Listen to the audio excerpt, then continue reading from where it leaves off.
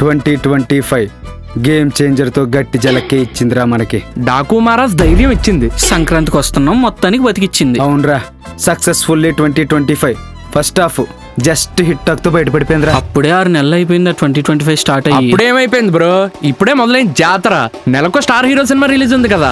ఈ జూలైలో హరిహర వీరమల్లు గట్టెక్కేదిలే ఎలా అయినా సరే. చింటూ అని చెప్పాడు కాబట్టి Kingdom damn sure hit. War 2 కూడా హిట్ అయిపోయింది. అయిపోయింది. సెప్టెంబర్ లో ఓజీ, ఎర్రగాడేస్తది సినిమా. అదే సెప్టెంబర్ లో అఖండ. అక్టోబర్ లో బాస్ విశ్వంబర ఉండొచ్చు. దసరాకి బాసు జాతరే. జాతర అంటే గుర్తొచ్చింది, మాస్ జాతర కూడా ఉంది కదా రవితేజది. డిసెంబర్ 5 రాజా సాబ్.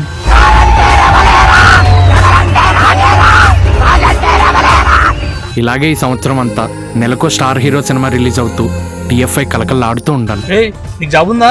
లేదు, టీఎఫ్ఏ కోసం వదిలేసా. నీకు? నేను జాబ్ చేయను. మరి నీకు?